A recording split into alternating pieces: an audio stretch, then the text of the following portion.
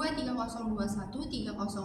dan rekan di sebelah kanan saya Dini Ardiani dengan NIM 2302130007 dan rekan sebelah di kiri saya Ernawi Manik dengan NIM 2302130009. dan kami akan menjelaskan mengenai fungsi dan kedudukan hadis terhadap Al-Quran. Nah, kedudukan hadis terhadap Al-Quran dan hadis merupakan dua kitab suci yang menjadi pedoman dan tuntutan bagi umat Islam. Wahyu Allah Subhanahu wa Ta'ala, turunkan wahyu melalui malaikat Jibril alaihissalam. Ada dua macam wahyu yang tidak dapat dibaca. Wahyu yang dibaca adalah Al-Quran, dan wahyu yang tidak dibaca adalah hadis Nabi Muhammad SAW. Keduanya, wahyu tersebut tidak dapat dipisahkan karena memiliki hubungan yang sangat erat. Tanpa hadis, akan banyak ayat-ayat dalam Al-Quran yang tidak bisa dipahami maksud dan tata cara pelaksanaannya. Contohnya, di dalam Al-Quran, Allah SWT memerintahkan umat Islam untuk mendirikan sholat, menunaikan haji bagi yang mampu, dan namun tata cara pelaksanaannya tidak dijumpai di dalam Al-Quran. Di dalam dalil Al-Quran, banyak ayat yang menerangkan tentang kewajiban untuk tetap teguh kepada Allah Subhanahu wa Ta'ala dan Rasul-Nya, iman kepada Rasulullah SAW sebagai utusan Allah Subhanahu wa Ta'ala merupakan suatu keharusan dan sekaligus kebutuhan setiap individu. Dengan demikian, Allah akan memperkokoh dan memperbaiki keadaan mereka. Selain Allah Subhanahu wa Ta'ala memerintahkan umat Islam agar percaya kepada Rasulullah SAW, juga menyuruhkan agar mentaati segala bentuk perundungan dan yang dibawanya, baik berupa perintah maupun larangan. Tuntutan taat dan patuh kepada Rasulullah SAW ini sama halnya tuntutan taat dan patuh kepada Allah Subhanahu wa Ta'ala.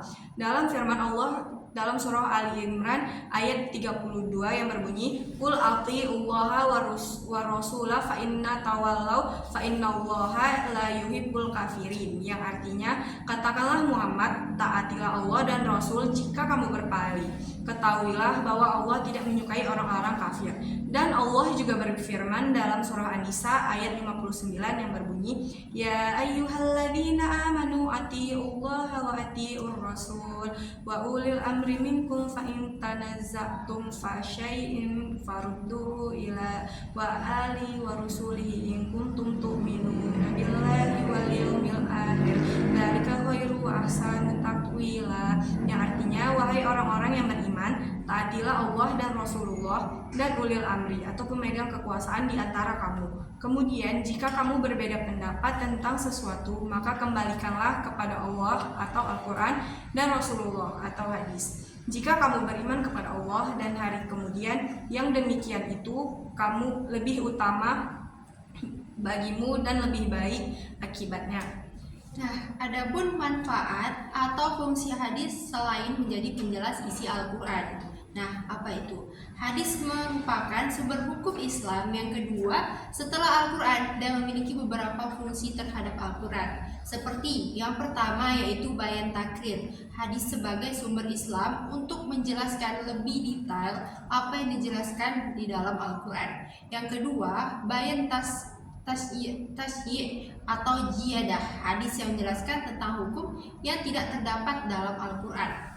Yang ketiga yaitu bayanut tagir atau an-nas, hadis yang menjelaskan tentang hukum yang telah dijelaskan dalam Al-Quran. Hadis juga memiliki fungsi utama untuk menegaskan, memperjelas, dan menguatkan hukum-hukum dan hal lain yang ada di Al-Quran.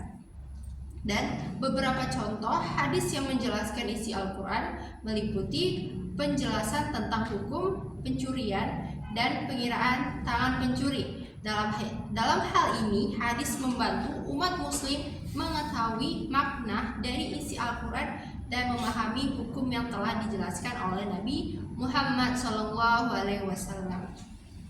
Nah, oleh karena itu, Al-Quran tidak bisa diamalkan secara benar tanpa penjelasan atau keterangan dari hadis Nabi tanpa keterangan dari hadis Nabi SAW. Dari sini kita dapat menyimpulkan bahwa Al-Quran tidak bisa dan tidak mungkin dipisahkan dengan hadis Nabi SAW. Al-Quran dan hadis adalah dua dasar hukum Islam. Karena itu, untuk memahami hakikat Islam, haruslah dipahami hakikat Al-Quran dan hadis dalam hal-hal yang berkaitan dengan keduanya. Kedudukan hadis terhadap Al-Quran. 1. Al-Quran merupakan mukjizat Nabi Muhammad SAW yang terjaga sepanjang masa dari segala bentuk perubahan, baik lafalnya maupun seluruh isinya pada aspek hurufnya.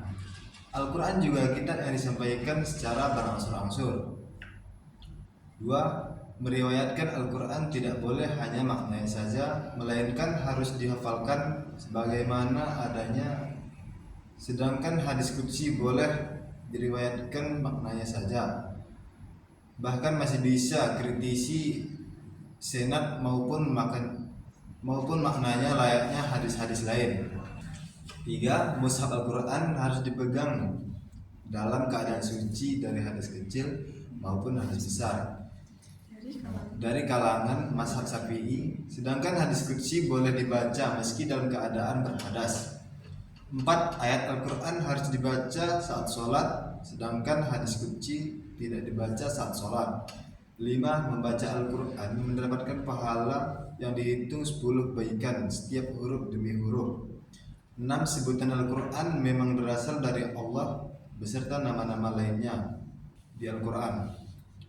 7. Al-Quran tersusun dalam susunan ayat dan surat yang telah ditentukan. 8. Lafal dan makna Al-Quran sudah diwahyukan secara urut kepada Nabi Muhammad SAW atau tidak berubah, sedangkan lafal hadis qudsi bisa diriwayatkan oleh para periwayat secara maknanya saja.